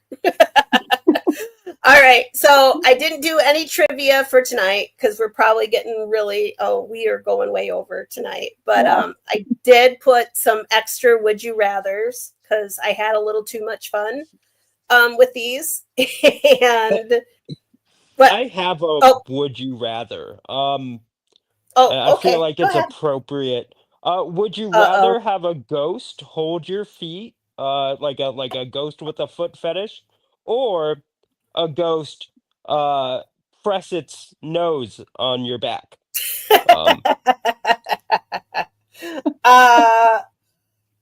The foot fetish the with feet, that. Would he? The feet. Yeah, the feet. Would he paint Okay. my nails? Would he paint my nails and like give me a massage? No, I think he'd Because if probably he's got a just sniff your fetish, feet and hold them. Oh, I've yeah, had that's that fine. happen Yeah, before. It is quite I'm fine. terrifying. I'm fine with feet. I just don't want things poking me in my back. I mean, right, ladies? Yeah, no. If you know what I'm talking You about. know. Like you wake up in the middle of the night and you're like, oh God, come on, I'm trying to sleep here. How about anybody? Yeah, Rubicon says feet. Sassy, no poking. So is that feet, Sassy? I think Sassy's on board with the feet. That was a good question, Dean. That made me think. I thought of it as soon as I heard the story about the feet holding. Yeah, I was like, Sassy's on board. Sassy's with the feet too. What about Wonder Phil? Is she a feet person, a foot person, feet person? Yeah, feet person, or I don't know, just that in the tub with somebody's nose in my. I'm not there for that. I want to know what's coming from behind me. I'd rather have them coming forward. I like a nice surprise from behind personally myself, but that's just me. Yeah, that tracks. Right. Let's start the would you rathers. Hopefully, I thought I did pretty well. I'll let you guys grade me on how well I did on these. So would you rather spend one night in room 217 with the ghostly maid or one night in the tough shed with Grandpa BREDO? Oh, 217 for sure. Don't stick me with a dead body. Never. That's terrifying to me. I don't know why. I could do it. I mean, I'm I good could do with a lot ghosts. of I'm fun not good with stuff. dead people. I could do a lot of fun stuff with a dead body, and I have, so I might choose the tough. I might tough it out in the shed. Wow. Leave Learning something new Grandpa there about Dean. alone. God, the more you learn No. about Dean, the scarier it gets. It started with mannequins, and I moved on to dead bodies. Oh, Dean. Remember when we talked about that filter earlier? Never have one. Never have. And Rubicon wants to know if there's fried chicken involved. If she's a good maid, I would think she does. Yeah, for sure. Room service, right? Yeah, I'm all for. If I could have any kind of maid, I'm there for that. I'm 100% behind. And she wants to come unpack my stuff or even pack it. I'm go for it. Long as she doesn't forget my charger, I'm good. All right. My flat iron. Like we've got 3, 4. So Dean's the only one that's going to be in the grandpa shed, and the rest of us look like we're going to be in the room with fried chicken room service from Miss Wilson. More dead grandpa junk for me. You guys are missing out. Yeah. You just tell us how great it was, and we'll live vicariously through you. Yeah. Yes, for sure. All right. Would you rather try to sleep while hearing typewriter keys clacking all night, all work and no play, or be snowed in with the Overlook Hotel's ghost? Now, the Overlook Hotel is the haunted hotel in The Shining, in the book, in the movie, for my two co-hosts who have never watched the movie or even read the book. I just feel like now I don't have to because it was spoiled for me. Thanks very much. Because I was actually I had it I bought it on HBO or something. I was gonna watch it tomorrow. And now no, I just wasted that money. I didn't do that. I was never gonna We know watch it. we know what your pay-per-view is, and it's probably not The Shining. No. Unless there's a porn version, but Grandpa's Gone Limp with, is actually with what I mannequins and a frozen grandpa. Grandpa's Gone Limp. That is I'm picking the typewriter. I would I rather, think because so. Yeah. That's if like you white guys, noise to me. the Overlook ghost it's crazy. Like, The Shining is one of the scariest things I have ever read first and then watched. Like, I couldn't even get through the opening credits for the longest time because just the music alone sets me off. So yeah. So I'd rather just listen to that typewriter going all night long. Yeah. But so Sassy and Rubicon, they don't mind the ghost, so they're gonna pick yeah. If Phil, she's daddy's home, so I guess she's gonna hang out with the ghost too. So y'all are weird. I don't know, man. Have you guys watched the? Oh yeah, here's Johnny. There's a freaking dude running around with an axe. Come on. Oh, I'm sorry, Dean. It's already ruined. Just gonna give it all away. Why not? That's the best damn part. Oh my God, Jack Nicholson did that. Scared the bejesus out of me. I watched that when I was like 13 or 4. No, I was older than that. I read it when I was like, I was still pretty young when I read that. But yeah, it horrified me. Red rum. Anyway, and then little Tommy talking to his thumb. Yeah, it was his thumb. Oh my God, that was creepy. Anyway, okay, on. Would you rather explore the Stanley Hotel with Stephen King as your guide or tour the Overlook set with Jack Nicholson in character the whole time? Oh, I'm hanging with Steven. For sure. Yeah. I'm going with King Stephen. Man, anybody who's got an axe, I'm not hanging out with them. Yeah, because if he's in character, right? Like if Jack Nicholson, he always seems, he's just a little off. Like, I mean, some really creepy characters, like Stephen King writes some really. Oh yeah, writes some really creepy shit. But you know what? He seems like a pretty cool guy otherwise. So I'm gonna hang with, because I would need him to sign my hotel key card too. So 2 birds with 1 stone. Yeah, I don't know about this one. I feel like I'm not like a huge on either one, so I think Jack Nicholson, I feel like he's just a little more relevant to me personally. Okay. Fair enough. But he's gonna have an axe, just so you know. I like it that way. Okay. So Sassy's with Dean on this one. She wants to tour with Jack. And I think Rubicon is also with you. She says she'd almost choose him. So, I don't know. Oh, she seems to be on the fence. So we'll see. We'll see what she decides here. We'll give you a few minutes. You can think it over, Rube.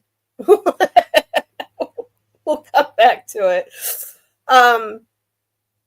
Would you rather walk past the ghostly twins in the hallway or look into the mirror and see Jack Torrance grinning back at you? And once again, for my co-host, I thought you guys had at least seen the movie. But so Jack Torrance is Jack Nicholson's character from The Shining. He's the main protagonist, right? the bad guy with the axe. Okay, so he's grinning back at me, so that means he would be standing presumably behind me, Yes. Probably. and I'm bent over. Is this correct? I said nothing about anything inappropriate. He's just standing behind you. And I'm okay, well, I'm gonna say I'm bent over. I think I would choose the second one. Oh, you'd rather have Jack? Okay, all right. I'm gonna go with the twins Yeah, I'm with because you on even that though one. I don't like creepy little kids, I would rather do them than a homicidal maniac with an axe that's Yeah. like trying to kill his wife and kid. That's where Yeah, I'm I gonna don't go. But run. I don't run, so yeah, I'm not doing that. yeah. And if I could just walk past them and go, I'm I'm good. I'm good. I mean, I'm if they not start running. chasing me, oh, we Oh know yeah, what you're you're bent doing. over. Yeah, I'm bent over. I'm on all fours, but I'm not moving like a dog or nothing. All right, here we go. We're going down the dirt hole.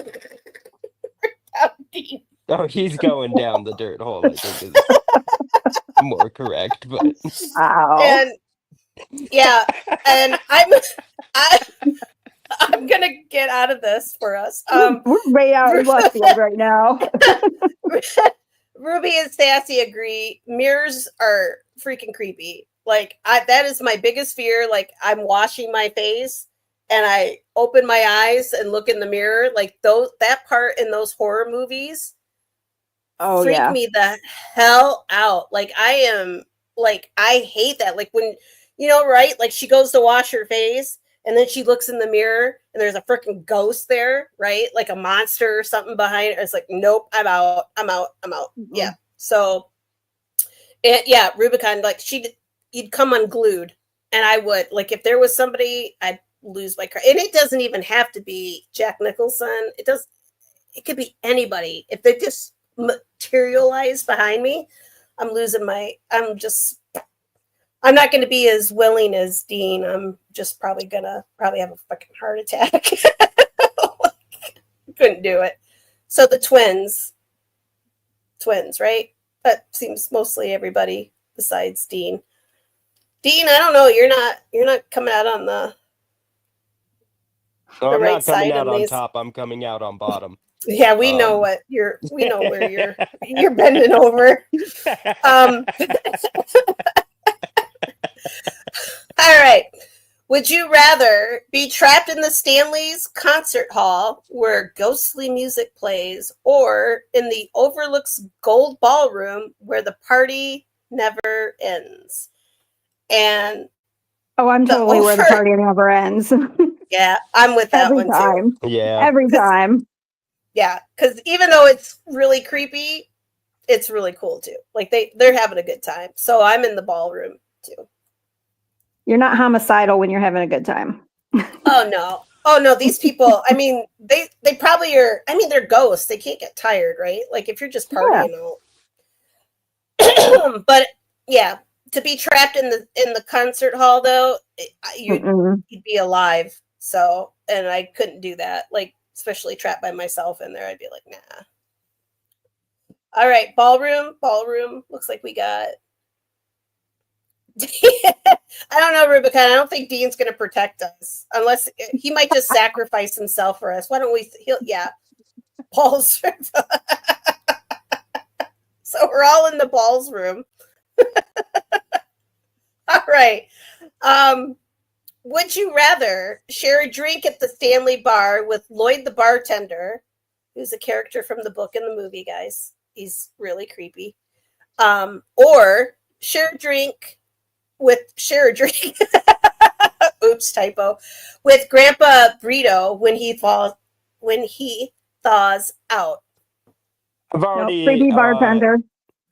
I've already explained my affinity for Frozen Grandpa, so yeah, you like Grandpa. We know you do. Yeah. He looked like kind of a cutie, but I want to hang out with Lloyd because Grandpa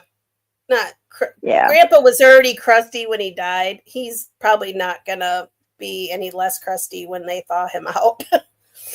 Those always have the greatest stories. Like they always have fun stuff to talk about. So yeah. Yeah, but I don't know. Is he gonna thaw out alive or not? Like, that's the question. Like, if he thaws out alive, Can I move his jaw up and down and make voices for him? Like he's there? Like, can I just a marionette? Sort of like Weekend at Bernie's him? Yeah, Dean, you've already done a lot of other gross things while you've been at the hotel, so you just go for it. You do whatever you and Grandpa get a room. 217, whatever, which one? I don't want a room. No. This isn't going to be private. I need an audience. He's an exhibitionist. And Phil says, well, at least Popsicle will keep my drink cold. So that, I mean, this is some benefits, true. I didn't think about that. Looks like most of us are Team Lloyd. Yeah. Team Lloyd was pretty, I thought, he was one of my favorite characters. He's pretty cool. Would you rather have Jack Nicholson photobomb every photo you took at the Stanley, or have Stephen King lurking dramatically in the background of each shot? What type of shots are we talking about? Oh, like photos. Oh, okay. Not like booze. Not like no, not like taking shots. Okay, that's the last one. All right. That's photo shots. Stay on track, Dane. I'm going with Steven. Yeah, I gotta go with him. Even lurking, I can get him to sign my key card. I think Jack Nicholson, because I think that'd be a funny story and I could prove it. I'd be like, Jack Nicholson, look at all these photos, and you just photobombed all of them. I think they'd just make for a fun story, and people could see it. I think Stephen King and all my, like, looking like some goth, like creepy old goth dude, like standing in the background of all my photos, that'd be freaking awesome. Oh yeah, especially there. Well, it looks like we're kind of, looks like we're split. Rubicon and Sassy want Jack photobombs. Jack photobombs. I don't know.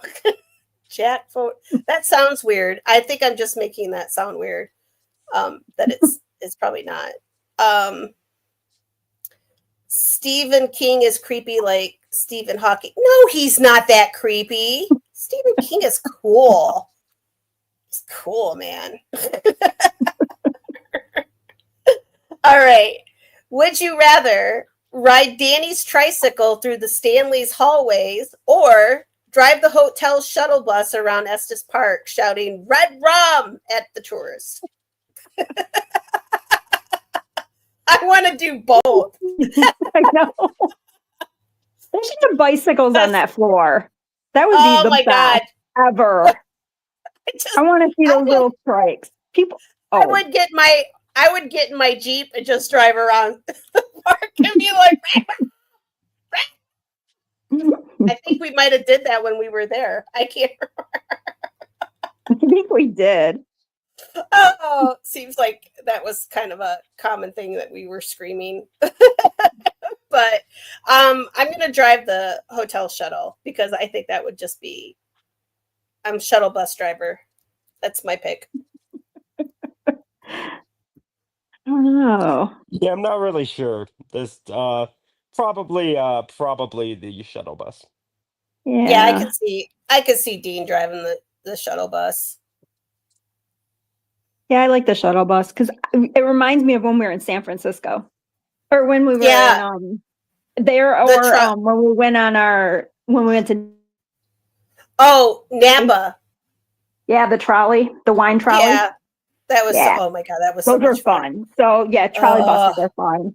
Totally got to do that. Yeah, get people liquored up at the vineyards, and then expect them to hold on to the trolley. It's like, yeah, all right. It's one big party. They all are. They're one big party, no matter where you're at. You gotta have fun. Yeah. See, that's my tour. That's my shuttle bus. It'd be one big party. I'd have everybody out the windows screaming "Red Rock!" like at the caribou and the whatever else, the elk and the reindeer, whatever. The They moose. do that. They do that in Grand Rapids and down here. Oh, that would be fun. It'd be so much fun. All right. So Sassy wants the big wheel. Who else? Somebody else wanted the big wheel. Papa Rubicon is with the. Phil just wants Frank and beans. That sounds delicious. Let's. What? I'd write it. Oh, Sassy would write it into everybody's legs. That's what you're supposed to do with those, because that's what we did as kids. We ran them right like uncles and aunts. All right. Would you rather have a ghost whisper your name while you're alone in the Stanley's basement, or hear Danny's tricycle coming down the hallway behind you? That's my big wheel. It's not a tricycle, it's a big wheel. In the book it was a tricycle, in the movie it was a big wheel. And which one's scarier to you, a big wheel or a tricycle? Like, I don't know. The tricycle, I think. Big, because, well, I didn't have a big wheel, but my cousin did. Big wheel is kind of silly, where the tricycle can be kind of more creepy. I would say probably the ghost whispering my name seductively. It all comes back to seduction. I just recently had a ghost whisper in my ear, and I did not like the experience. No. So I'm picking the tricycle. Did it not say seductively in your thing? Oh, it didn't. No, it was pretty. I thought it was more not aggressive, but it was forceful. Like, I thought it was a police officer, like, telling me I couldn't be in the cemetery walking or something. And it was, "Excuse me, ma'am." And I was like, "Whoop," and there's nobody there. So, yeah. No, I don't like it. I thought your ghost? I thought the "would you rather" said the ghost whispers your name seductively. I don't know how I made that connection in my brain, but it just depends on what you feel seductive, and just whispering your name could turn you on. So, yeah, if that does it for you, then it's all seductive, right? I mean, it does just leans in. Me. It does do it for me, so. Yeah. Yeah. I'm down with the tricycle. I don't want anybody near my ear. That creeps me out. Yeah, I don't when people do that. No. Yeah, I don't like close talkers. I don't like in my ear, and then they leave like a little wet on your ear or something. Oh, that's like that's my favorite part. So gross. And I knew that would turn Dean on, but for me, that is. Unless I'm in that situation, but if it's somebody I don't know and they're like, "Come here, I got something to tell you." No. You can tell me from there. I don't need you in my ear. No. And Rubicon wants to know if the big wheel has nitrous. Because if it's gas powered, she's riding that bitch down the hallway. It's a race. I love it. Rip that carpet up. All right. Here's Johnny. Would you rather have Stephen King read you a bedtime story in room 217, or have Jack Nicholson tuck you in with "Here's Johnny"? I want the bedtime story from King. Yeah, me too. I mean, I probably won't be able to sleep, but Jack Nicholson creeps me out too much. I can't do that. But we know who's tucking Rubicon in, I think. I think we know who she's going to pick here. I mean, I'm not going to be shocked when it's Nicholson.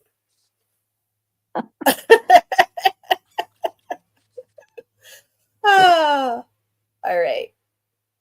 Yep, Rubicon's still with Jack. And you know what? That was the last one. And that's it. That was fun. I think I did good this time, right? Better? Yeah, it was fun. It was a lot of fun. Yeah, thank you guys. Thank you both. And that's it. That's all I got. We'll be back. Here, let me pop up. Next week we'll be back. We're gonna do the Bridgewater Triangle. Bella, you're welcome to join us too, but I think you said you had something going on, but we're gonna we're gonna do the Bridgewater Triangle, which is Massachusetts. So yeah, I didn't get quite enough time to finish up on it, so I've got another week to do some more homework with it because there is a lot. And gosh, I really do wish we could go back and do more on the Lake Michigan one too, because there's a couple stories I found that I didn't get into it, and I really wish I had because they were really good ones. So I might go back and do like after we do the Bridgewater, maybe go back and do an update for the Lake Michigan one if anybody's interested in that. If not, I'll just forget about them and we'll just go on. We'll go find some other ghost stories. Like I said, I've been to the Winchester mansion, like, I don't know how many times, several times when I lived out in California. So, Dean, did you ever get to go to the Winchester when you lived out? No. You missed it. It was so cool. Well, it is cool. It's still there. Did you? We went with me one time, right, Bella? No. No? Who was that? I don't know. Yeah, because I think it was a weekend I couldn't go when you made reservations. I think I was like, I think I was out of vacation time. And I couldn't make it out. So yeah, we'll do I'll do the Winchester here at some point too, but there's a lot of haunted places. We've been to some other ones. I've been to the Queen Mary, and I want to do that in Long Beach because that one is freaking cool. I love that one. Staying on board was really cool. So those are things coming up, but next week is going to be the Bridgewater Triangle. I'm going to fix this graphic. I just threw that extra number in there because this was going to be episode 6, but now it's number 7. So don't laugh at it too. No, go ahead, laugh at it because I did. And then this little dude right here, it's a little puckwudgie. They're supposed to live in the triangle in the swamp. So we're going to talk about those guys, which if you read Harry Potter stuff, they're also in the Harry Potter books too. So yeah, so maybe I'm trying to remember his name. No, you're thinking the little you're thinking the Dobby, what are those? Yes. Yeah, yeah. But this is a puckwudgie. These are from the American wizarding school. Like they have puckwudgies. So yeah, it's like after the Harry Potter books, right? Like they talk about them. Maybe I'll spin that into the Bridgewater Triangle somehow. I don't know, but there's a lot. So like I said, this one might be a 2-parter. So yeah, and that's it. That's it for tonight. I hope everybody enjoyed the Stanley Hotel. We're all going. So whether you like it or not, we're all going to Frozen Dead Man Days next year. So I'll let you guys all know when that is, when we figure out when the date is, and we'll all go. We'll road trip for anybody who wants to drive out there. Bella's probably going to fly because she doesn't do road trips. That last one was raw. Oh my god. Well, but we'll all have to figure out how we're going to practice this coffin race stuff because we're going to win. I'm riding in the coffin though. I'm going to cheerlead for whoever's carrying me. All right, guys. Thanks for coming tonight. And thank you, Bella, and thank you, Dean. Yeah, thanks for having. You're welcome. Dean is always a treat, keeping us grounded in perversion. And thanks for having me on. I've been your local prostitute. Thank you. Oh my god, that's prostate. Yes. Damn it, you And made Bella- me move my eyebrows. Now my eyes hurt. Oh, poor Bella's recovering from eyeball surgery. They popped out and she got them put back in and they stitched them. She's the corpse bride now. I was gonna say I kind of look like Frankenstein right now. It's only been a few days. Oh, I forgot. And Sassy, thank you so much. She took over the chat tonight to help keep me paced with the chat because it is a lot for me. I can't keep up with all of you guys in the chat. Even if it's just like 6 or 7 people in there, I'm horrible. It's yeah. So thank you, Sassy, for handling that. It was awesome. I think I kept up with a little better because I can watch Sassy pop in and out, and then I can see everybody else in there. So it was really helpful tonight. And I think, yeah, that is it. All right, guys. We'll see you next week. Same time, same place. We'll be in the Bridgewater Triangle catching little Salem the cat's going to be catching puck wedgies. And I hope you guys like the new intro, and I hope you like the outro that's about to play. All right. See you guys next week. Bye. Thanks. Bye.